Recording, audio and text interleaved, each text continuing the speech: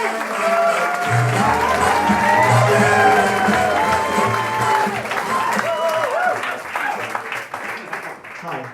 my name is Bryn, and I'm an astrophysicist. It's a problem that I've been dealing with now for about 3 years. It's not a problem with the subject matter. I'm quite fine with thinking about space all day. No, it's what it does to my psyche that gets me down. I'll give you an example. With Christmas coming up, I'll be travelling home back south to see my family.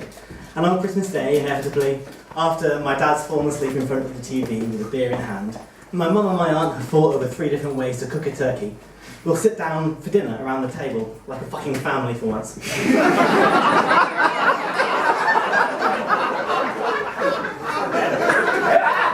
And then my grandma will, the matriarch of the family, she'll want to know what we've all been up to. We've not seen her all year.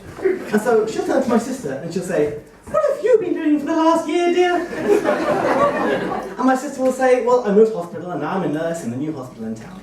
My grandma will follow up with something like, "Oh, is it a nice hospital and how far's the commute?" This conversation goes on. Next up is my brother. "What have you been doing for the last year, dear?"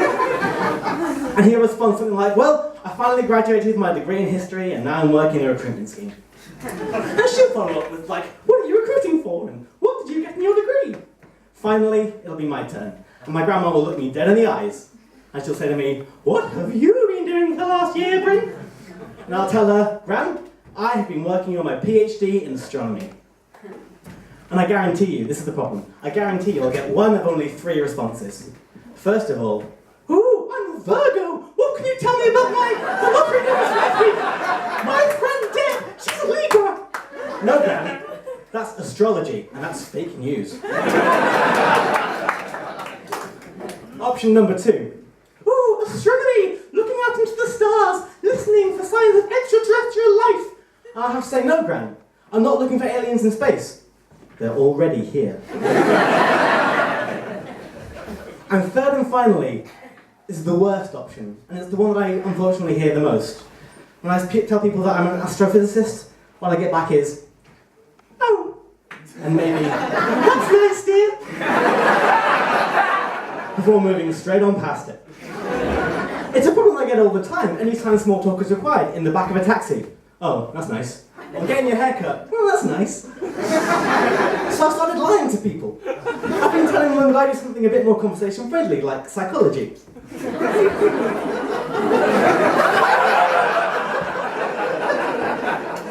I knew it was getting out of hand when I gave my supervisor a paper on the effects of lack of sleep on the human brain.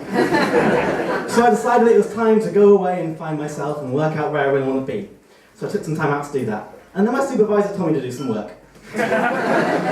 So I did some work, and I thought I can be efficient about this. I can combine finding myself with my work. I can find myself within my work. So it comes time that I need to tell you what it is that I do. I'm an astrophysicist searching for gravitational waves. Gravitational waves are ripples in space and time that happens when something really, really heavy moves really, really quickly.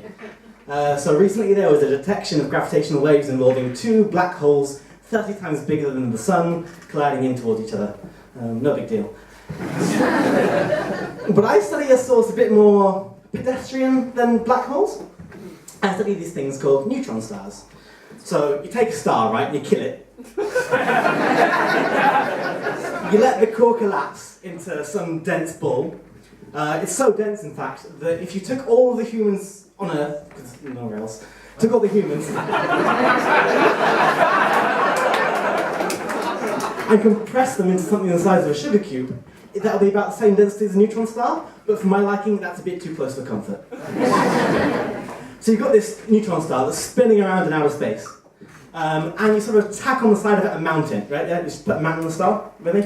And this mountain is just as dense, so it starts whirling the star around. Like, you know when you're watching the Olympics, and you've got that big guy who's got to pick up the hammer for the hammer toss, and he starts spinning around, and he starts wobbling all over the place. It's kind of like that. This star starts wobbling all over the place.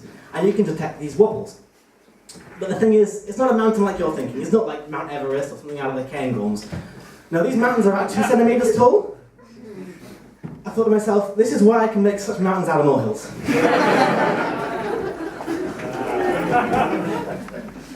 So in order to detect these gravitational waves, we have to have these really super sensitive detectors.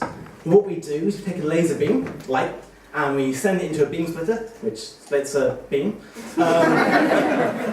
One half of the beam goes along 4 kilometers, hits a really heavy mirror, and bounces back. The other part of the beam goes along for 4 kilometers, hits a really heavy mirror, and bounces back. And the two recombine. You can tell how far each half of the laser light has travelled by how they recombine, and therefore, if a gravitational wave has come past and changed their length. But the technical term for how weak they are is really fucking weak.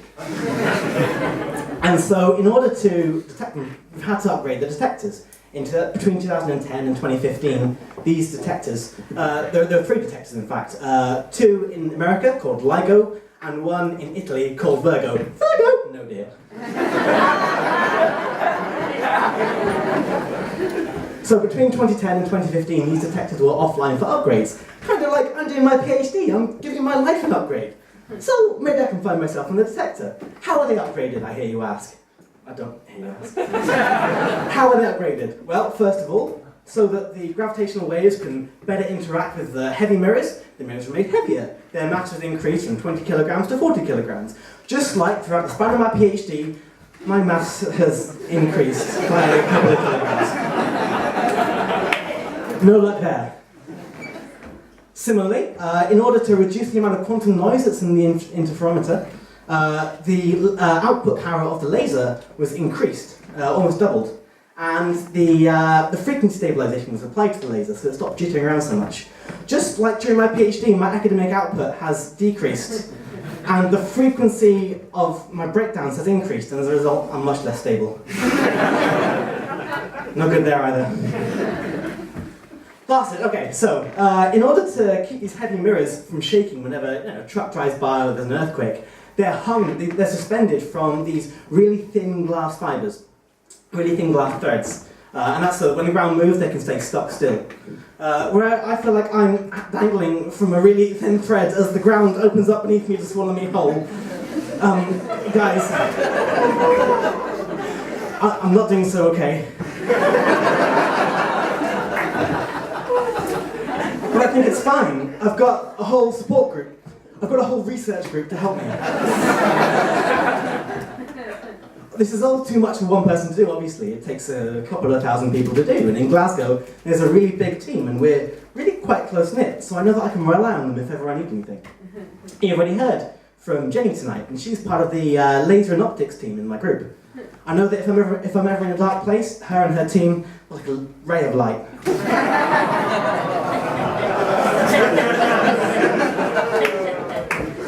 There's a whole team that's devoted to covering the mirrors to keep them cool and to make them more reflective.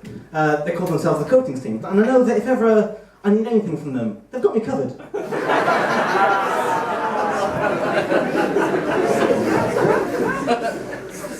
And I'm an astrophysicist, and I work most closely with all the other astrophysicists.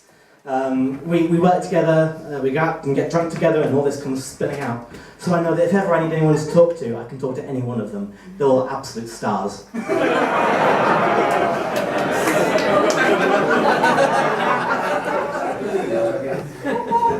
So even though I'm going home this winter to see my family, I know that I've found my academic family here.